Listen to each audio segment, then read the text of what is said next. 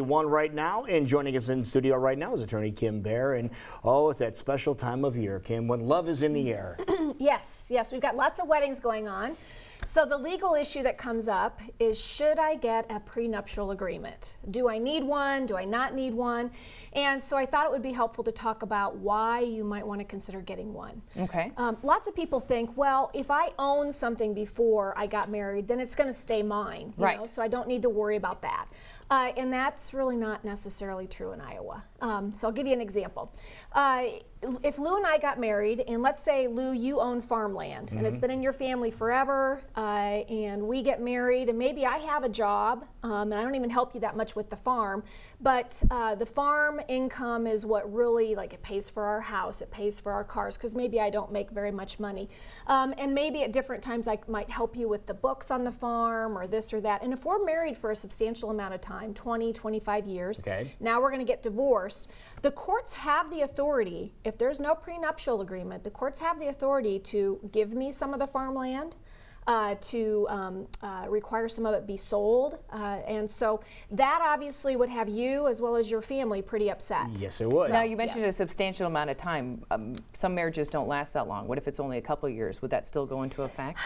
Probably not, because where the courts come into dividing premarital property is when they think it's equitable. And so what the arguments that we've seen in past cases are, we've been married a long time, maybe there's not a lot of other assets to divide, we've lived off of that income, I've helped with that business. Now it could be a business, maybe it's not a farm, maybe you own a plumbing business and we're married for a while and I help you with the books, or maybe I don't even help you with the books. So what if someone just is hands off? Right, hands off. But let's say that that's really our major asset, and so during our marriage you buy some trucks, you buy some more supplies, you buy some more tools. There's an argument that with regard to the business, let's say it's worth $100,000 when we get married, and now we're getting divorced 10, 15, 20 years later, and now it's worth double. I mean, I have an argument that I'm entitled to half of whatever it's increased. Because that's what the law is in the state. That's what the law is in the state. Even though there was really no involvement. Even though there was really, because you have to remember, under Iowa law, everything that's earned during the marriage is considered to be marital property. And so because we're spending arguably marital money during the marriage on buying tools, buying some trucks for your business. Maybe you're working long hours and I'm at home with the kids, and so that's kind of my contribution, because I'm raising the kids so you can work long hours so you can grow your business. So the courts kind of look at it and say, well, is it fair that you just walk off with this business and everything that's been put into it? It might not be fair. So what we want people to know is, if you own a business, if you own rental properties, maybe you owned your home beforehand. Right. If you own something that's worth something before you get married, then you really should think about a prenuptial agreement. And really, a prenuptial agreement with a lot of misconceptions about what kind of message it's sending. Yeah, a lot of people say, oh, you don't think we're going to make it, you don't trust me, and so a lot of times I tell people, blame the lawyer, blame your family, although maybe you don't want to blame your family, you're not getting off on a very good foot for the marriage. But it really, and the prenuptial agreement doesn't have to always say what's mine is mine and what's yours is yours for the end of time. Sometimes we put in a prenuptial agreement that if we get married and we've been married for longer than 10 years, 15 years, that it's no longer valid. So in other words, it's one of those things that you could say, I could say to you, hey Lou, I have my law practice and I'm sure we're going to be married a long time, and if once we're married past 10 years, we'll put in there that this thing is not enforceable. So it's something that protects your assets. It protects both parties.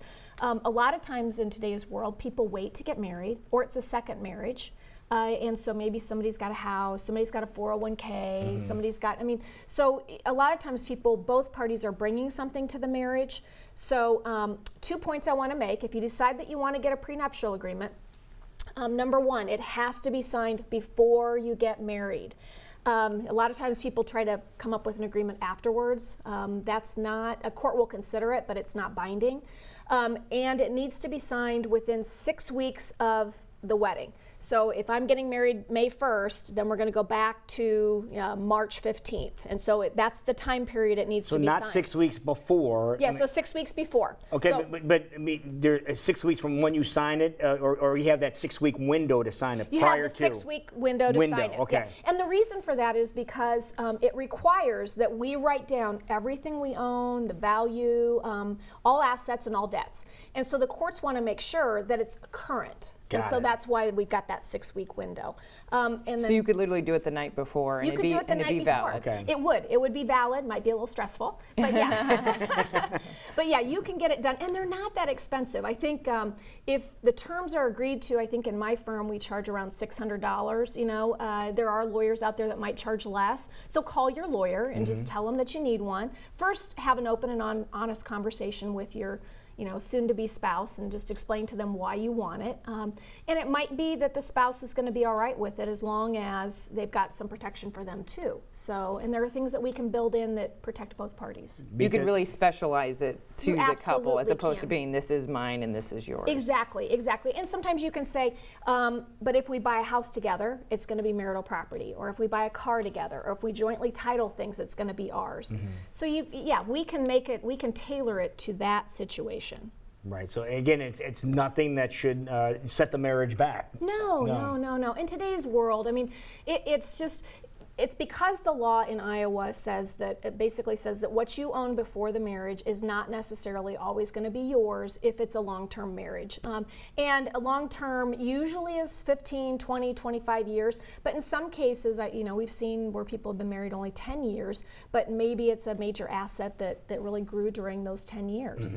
So if you've got a business, you've got, like I said, rental properties, something that you owned before, you might want to protect it. About how long does it take to fill the official paperwork out, and do you want to come prepared to be like, these are the things I'm worried about and want to make sure are involved, or do you just come in and start having a conversation? Well, so if you want to keep your legal costs down, the best thing to do is just to say, okay, here's what we want in it. And so literally then all the lawyer's doing is drafting it up and maybe giving you a little bit of legal advice about some options. If you come in and you really haven't had the discussion and now you're going to meet with the lawyer maybe 3 or 4 times, that's going to run your legal bill up a little bit more. So, but if you can have the conversation and get it done. I mean, we usually can turn one around within about 24 hours. So, that quickly? Yeah. And I've had people call and say, tomorrow's the wedding. And we've said, okay, we can do it. What do you need? But ideally, you want both parties to have a lawyer as well.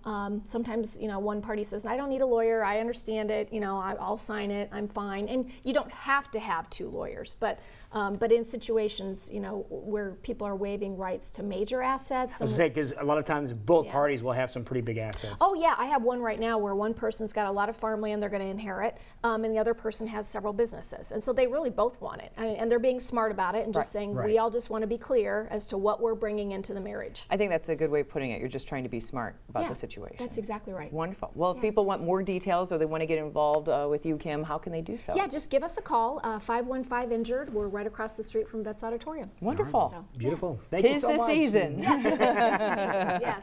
All right, 10 minutes before 8 o'clock right now. Hopefully you can stick around, because when we come back, something that is magically delicious that you're going to be able to get your hands on in a short order. We'll tell you about that when we come back.